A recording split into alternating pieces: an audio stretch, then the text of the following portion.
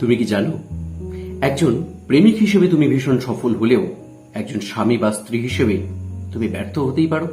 আজকের আলোচ্য বিষয় সুখী দাম্পত্যের টিপস, অর্থাৎ এই কয়েকটি টিপস মেনে চললে আপনি হয়ে উঠবেন একজন সুখী সাংসারিক মানুষ। প্রথমে আমাদের যেটা করতে হবে সেটা হচ্ছে পরস্পরকে বুঝে নিতে হবে। আমাদের কোনটা ভালো লাগে, আমাদের কোনটা খারাপ লাগে, এগুলো হয়ে উঠুক আমাদের প্রথম আলোচ্য বিষয়। এবং এই ভালো লাগা খারাপ লাগার বিষয়গুলো যখন আমরা পরস্পর বুঝতে শিখব, তখনই আমরা এক স্টেপ করে এগিয়ে বা এক স্টেপ করে পিছিয়ে একটা অ্যাডজাস্টমেন্টের জায়গায় আসতে পারবো। হতে পারে যেমন তোমার ভালো লাগে খুব সিনেমা দেখতে যেতে, কিন্তু তোমার পার্টনারের ভালো লাগে না একদম সিনেমা হলে সিনেমা দেখতে। তাহলে কি করতে হবে? না, দুজনকেই একটু করে এগোতে হবে বা পিছোতে হবে, মাঝে মধ্যে সিনেমায় যেতে হবে, তাই না? অথবা বাড়িতে তেমন একটা অ্যারেঞ্জমেন্ট করে নিতে হবে। যদিও সিনেমার মজা বাড়িতে পাওয়া যায় না, তো একটা অ্যাডজাস্টমেন্টের জায়গায় আসতে হবে। আর কি, সেকেন্ড পয়েন্ট যেটা বলবো সেটা হচ্ছে ভালোবাসার একটু বহিঃপ্রকাশও দরকার। আমরা মনে মনে ভালোবাসি, আমরা প্রকাশ করতে পারি না, এমন অনেকেই আছি। কিন্তু ভালোবাসার বহিঃপ্রকাশ করাটা একটা সুখী দাম্পত্যের অন্যতম উপাদান বন্ধু। হ্যাঁ, মাথায় রাখতে হবে, পরস্পরকে আলিঙ্গন করে জড়িয়ে ধরে যদি একবার ভালোবাসি এই কথাটা বলা যায়, তাহলে বোধহয় দিনের সমস্ত কষ্ট, সমস্ত দুঃখ সবটাই এক সেকেন্ডের মধ্যে উধাও হয়ে যেতে পারে। থার্ড পয়েন্ট যেটা বলবো সেটা হচ্ছে বন্ধুত্বপূর্ণ আচরণ, যেটা একটা রিলেশনশিপের মধ্যে ভীষণ দরকার। আর এই বন্ধুত্বপূর্ণ আচরণের পাশাপাশি দরকার পরস্পরকে রেসপেক্ট করা। দেখো, রেসপেক্ট না থাকলে একটা সম্পর্কের মধ্যে কিছুই থাকে না বলা যায়। তুমি যাকে সম্মান করো তার কথার তুমি গুরুত্ব দাও, তুমি যাকে সম্মান করো তাকে তুমি মেনে চলো, তার পছন্দ অপছন্দগুলোকে তুমি গুরুত্ব দাও। আর তুমি যাকে সম্মান করো না, তুমি তো তার এগুলো কিছুই মানবে না। সুতরাং তোমাদের মধ্যে ঝগড়া অশান্তি আসবেই আসবে। তাই পরস্পরের মধ্যে রেসপেক্টটা অবশ্যই বজায় রাখা জরুরি। পরবর্তী পয়েন্ট, দায়িত্ব ভাগ করে নেওয়া। দেখো, সংসার যেহেতু দুজনের, তাই দায়িত্বগুলোকে ভাগ করে নিতে হবে। একার পক্ষে সংসার সামলানো এখন সত্যিই সম্ভব নয়। আর হাজবেন্ড বলে তাকে এই কাজগুলো করতে হবে, আর ওয়াইফ বলে তাকে এই কাজগুলো করতে হবে, এই পুরনো দিনের যে ভাবনা চিন্তাগুলো রয়েছে এই যুগে সেটা একেবারেই খাটে না। স্ত্রী হওয়া সত্ত্বেও তোমাকে ব্যাংকের কাজ সারতে যেতেই হতে পারে, বা গ্যাস অফিসে তোমায় যেতে হতে পারে। আবার পুরুষ হওয়া সত্ত্বেও তোমাকে কখনো কখনো জামা কাপড় কেচে বা রান্না বান্নায় তোমার ওয়াইফকে হেল্প করে এগিয়ে আসতেই হবে। তা না হলে কিন্তু দায়িত্ব যদি আমরা ভাগ করে না নিই বা পরস্পরকে হেল্প না করি, তাহলে কিন্তু সেটি কখনোই একটি সুখী দাম্পত্যের পরিচায়ক হবে না। পরবর্তী পয়েন্ট যেটি আসবো সেটি হচ্ছে পরস্পরকে সময় দেওয়া। দিনের মধ্যে 1 ঘন্টা, অন্তত আধ ঘন্টা দুজনের জন্য রাখো। যখন দুজন খুব কাছাকাছি এসে সারাদিনের গল্পগুলো করতে পারবে, একটু খুনসুটি করতে পারবে, একটু মজা করতে পারবে, যখন মনে হবে এই মুহূর্তটা শুধুমাত্রই আমাদের মুহূর্ত, এর মধ্যে অন্য কারোর জায়গা নেই, সেখানে সেই সময়টুকু তোমরা শুধু তোমাদের কথা বলো। তোমাদের সারাদিন কি কি কষ্ট গেছে, কোথায় কোথায় আনন্দ হয়েছে, কি কি ভাবনা চিন্তা এসেছে, সেগুলোকে নিয়ে ডিসকাস করো। দেখবে অনেকটা রিলিফ পাবে তোমরা। মাঝে মধ্যে একটু একসাথে হাঁটতে বেরো, গাড়ি হোক বা বাইক হোক বা সাইকেল, অথবা পায়ে হেঁটে একটু সময় দুজনে ভ্রমণে বের হও। দেখবে অনেকটা ভালো লাগবে। আর সেই সাথে নিয়ম করে সপ্তাহে 1 দিন বা 15 দিনে 1 দিন এমন একটি দিন রাখো যে দিনটায় বাড়িতে রান্না বান্না করা বন্ধ। সেদিনটায় তুমি তোমার সামর্থ্য অনুযায়ী রেস্টুরেন্ট হোক বা হোটেল হোক বা যেখানে হোক না কেন, একবেলা হোক বা সারাদিন একটু খাওয়া দাওয়া করো। সেদিন বউকে একেবারে রান্নাঘরে ঢুকতে দিও না। অথবা এমন করতে পারো, 15 দিনে একটা দিন তুমি বেছে নাও বা সপ্তাহে একটা দিন তুমি বেছে নাও যেদিন তুমি রান্না করে তোমার পরিবারকে খাওয়াবে। দেখবে সেই দিনটার জন্য বাড়ির সবাই অপেক্ষা করে থাকবে যে কবে এই দিনটা আসবে যেদিন আমরা ঘুরতে যাবো, একটু বাইরে খাবো। মানে একটা ফ্ল্যাট সম্পর্ক একই রকম গতানুগতিক ভাবে চলছে, এটা মানে একঘেয়ে লাগতে শুরু করে। কিন্তু যখনই সম্পর্কের মধ্যে একটা জিগজ্যাগ আসে, মানে একটু আপ অ্যান্ড ডাউন এরকম একটা ব্যাপার আসে, তখন সেই সম্পর্কটা অনেক বেশি মধুর লাগে, একটু বৈচিত্র্যময় লাগে। আর সেই সম্পর্কটা অবশ্যই সুন্দরভাবে টেকসই হয় এবং এগিয়ে যায়। পরবর্তী যে পয়েন্টটা নিয়ে বলবো সেটা হচ্ছে সম্পর্ক পুরনো হলে আমাদের মধ্যে একটা প্রবণতা কাজ করে, সেটা হচ্ছে আমরা আর আমার পার্টনারের সামনে নিজেকে সেভাবে উপস্থাপন করতে পারি না। এটা একটা ভীষণ বড় সমস্যা। মানে সম্পর্ক যত পুরনো হয় ততই বিশেষ মুহূর্তে আমরা একটু অগোছালো ভাবে থাকতে শুরু করি। মানে আমাদের পোশাক আশাক বা আমাদের শরীরের প্রতি যত্ন নেওয়া এগুলো আমরা কমিয়ে দিই। অথচ এগুলো কিন্তু ভীষণ জরুরি। যখন তোমরা একসাথে ঘুমোতে যাচ্ছ বা একসাথে সময় কাটাচ্ছ, সেই সময়টা দুজনেই নিজেকে একটু সাজিয়ে নাও।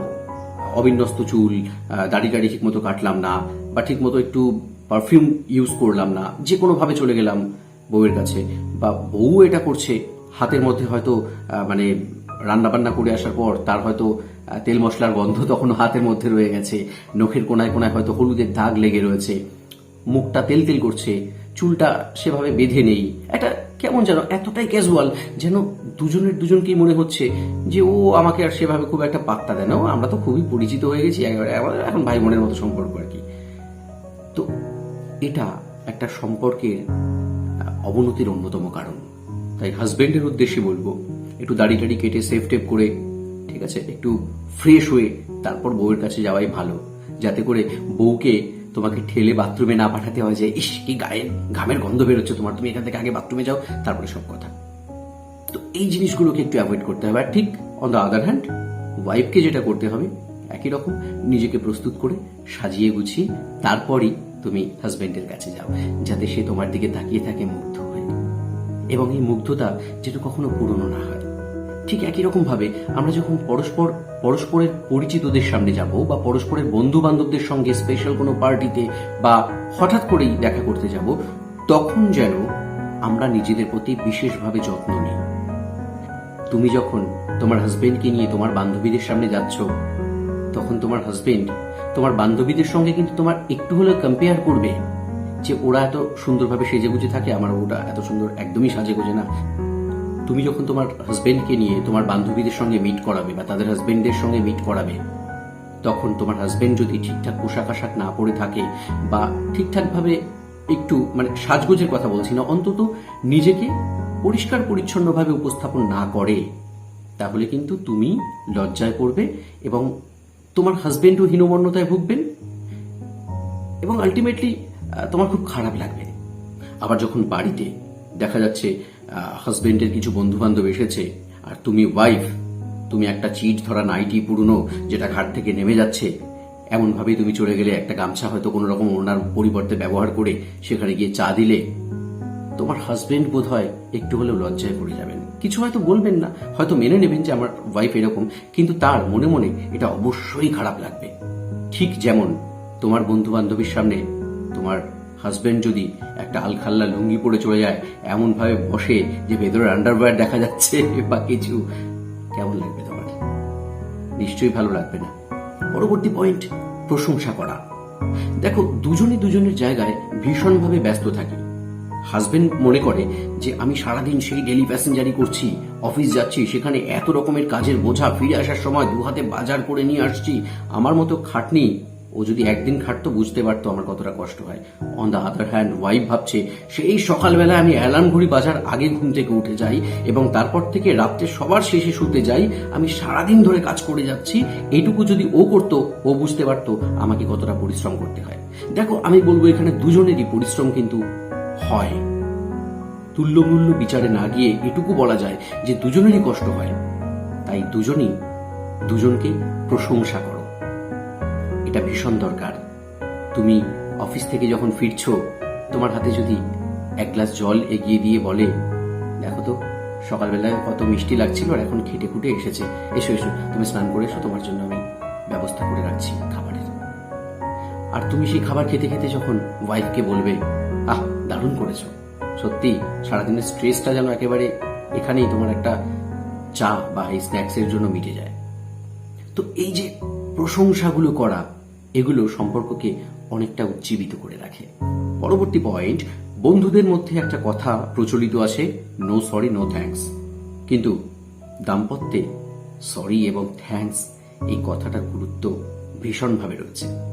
তোমার হাজবেন্ড যদি তোমার মনের কোনো একটা সুপ্ত বাসনা পূর্ণ করে, তুমি যদি তাকে জড়িয়ে ধরে বলো থ্যাংক ইউ সো মাচ, আমি তোমাকে বলিনি, তুমি জানলে কি করে এটা, তাহলে সে কতটা খুশি হবে ভাবতে পারছো? আবার একই রকম ভাবে তুমি যদি কোনো ভুল করো, তাহলে তুমি তোমার ওয়াইফের কাছে মাথাটা নিচু করে যদি একবার বলো সরি আমার ভুল হয়ে গেছে, সে কতটা খুশি হবে তুমি ভাবতে পারছো?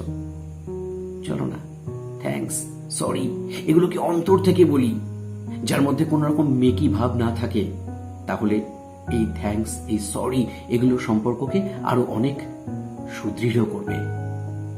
পরবর্তী পয়েন্ট, ভালোবাসামূলক কথাবার্তা বলো, নেগেটিভ কথা থেকে দূরে থাকো।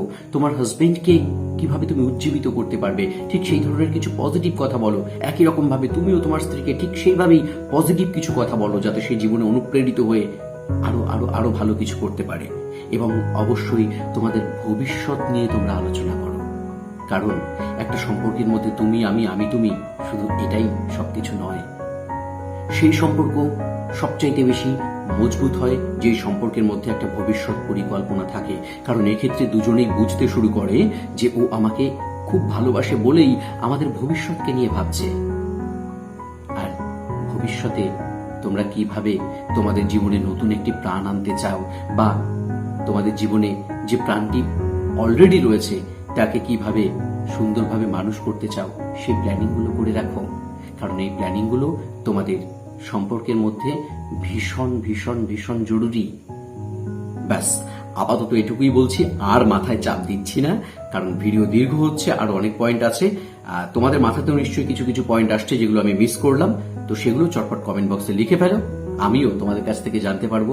আসো না, আমরা পরস্পর শেয়ার করি, বন্ধুত্বপূর্ণ আলাপচারিতা আমাদের মধ্যেও জমে উঠুক। আর হ্যাঁ, এই ভিডিও যদি ভালো লাগে তাহলে অবশ্যই শেয়ার করে দিও তোমার প্রিয় বন্ধু বা বান্ধবীর সঙ্গে, যারা দাম্পত্য কলহের মধ্যে দিয়ে যাচ্ছে, যাদের জীবনে একটু এই ধরনের বিশেষ মুহূর্ত আসার ভীষণ প্রয়োজন, অথচ তারা সেটা বুঝতেই পারছে না। আর হ্যাঁ, চ্যানেলটিকে অবশ্যই সাবস্ক্রাইব করো, সাবস্ক্রাইব করবার সাথে সাথে আসা বেল আইকনটি প্রেস করে ওপরে যে অল বাটনটি রয়েছে সেটিও প্রেস করে দাও, লাইক করো, কমেন্ট করো, শেয়ার করো, পৌঁছে দাও ভিডিও তোমার প্রিয়জনদের কাছে।